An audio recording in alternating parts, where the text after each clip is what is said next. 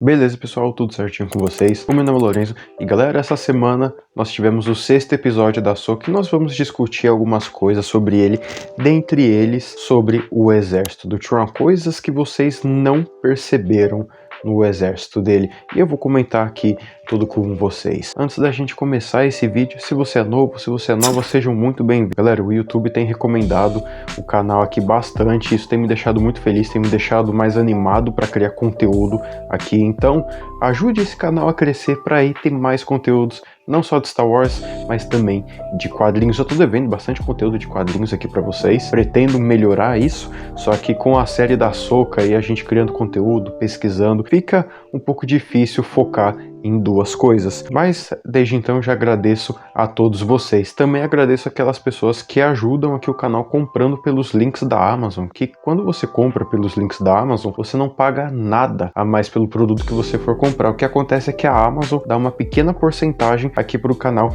e isso ajuda com que a gente melhore em questão de equipamento, questão de iluminação, todas as melhoras que vocês veem aqui, seja de cenário, seja de equipamento, seja de som, seja de edição, é tudo graças a vocês, beleza? Então, vamos falar aqui sobre o exército do Thrawn, que, olha, deixou muita gente curiosa sobre esse exército. E o exército do Thrawn, a gente já vê logo de cara que ele não é um exército comum, porque assim, a gente já viu vários tipos de Stormtroopers diferentes. A gente viu os Stormtroopers que estavam lá em Scarif, a gente viu os Stormtroopers convencionais, os Stormtroopers da Primeira Ordem, mas aqueles lá, eles são tantos diferentes e talvez eles sejam os Stormtroopers mais poderosos de toda a saga Star Wars. Primeiro, por causa do significado deles, porque vocês viram que muitos daqueles Stormtroopers, eles tinham rachaduras em suas armaduras, e essas rachaduras, elas eram cobertas com algum tipo de ouro, né, coisas que ajudavam as peças a ficarem juntas uma vez, e isso,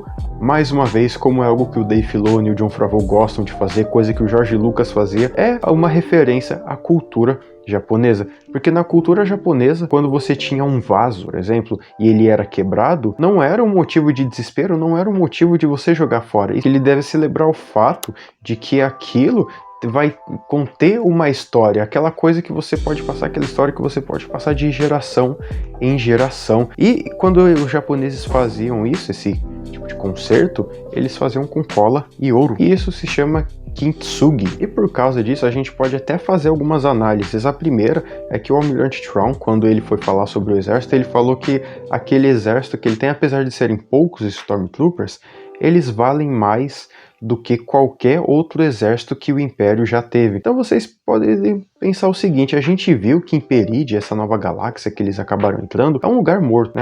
É um cemitério, como o próprio Baylan acabou falando. E por ter essa relação, a gente pode imaginar que esses que sobreviveram, esse exército que sobreviveu, foram os Stormtroopers mais poderosos.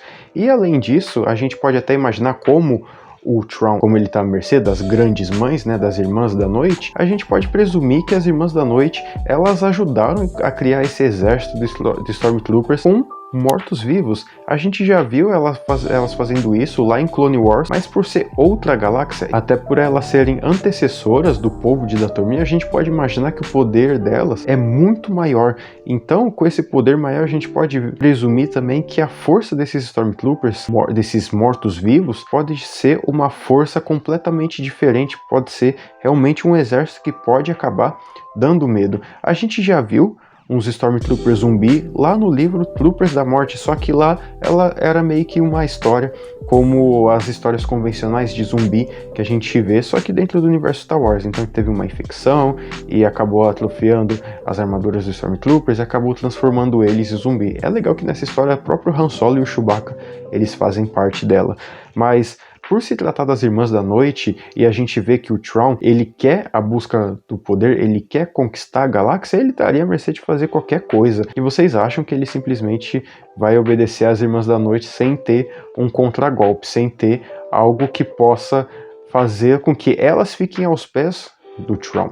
Então, é bem provável que elas ajudaram o Thrawn a recriar esse exército de mortos-vivos e colocando essa filosofia aí das armaduras, que eles acabaram sobrevivendo, acabaram passando muitas dificuldades, talvez seja até um exército meio a meio, talvez esse exército que o Thrawn ele está tendo alguns possam ser Stormtroopers mesmo, sobreviventes, e alguns possam ser mortos-vivos, só que todos aí tem algum emaranhado, tem algum poder, alguma coisa das grandes mães. E um que chamou bastante atenção, que era até o único que a gente foi apresentado formalmente, foi o capitão do exército do Thrawn, que é o Enoch. Enoch, para quem se lembra bem, é o nome de um dos profetas da Bíblia. E o interessante da história de Enoch é porque ele tinha um relacionamento profundo com Deus, né? Ele realmente era uma pessoa que é até dito que tanto ele quanto Moisés eram os que consideravam que andavam lado a lado com Deus. Enoch acabou pregando o evangelho à sua cidade e acabou que todos eles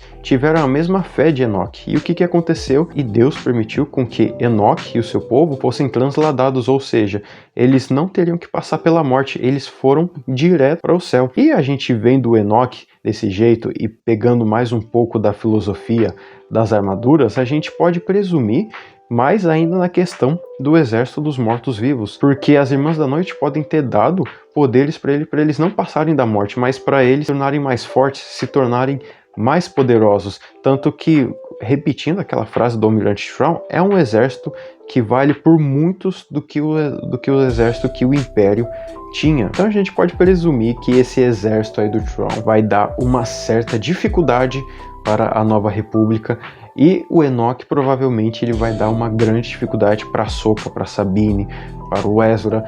Realmente estava todo mundo já presumindo antes do Ezra aparecer que o Enoch poderia ser o Ezra, afinal foi o único Stormtrooper que nos foi apresentado formalmente. E assim, por ter essas relações com a cultura japonesa ou mesmo com o cristianismo, é muito bacana ver que essas referências que eles trazem dentro do universo Star Wars, que dá essa oportunidade da gente teorizar e falar mais sobre o exército. Mas diz aí nos comentários, você acha que esse exército vai causar uma grande dificuldade para a Nova República? O que você achou do Enoch?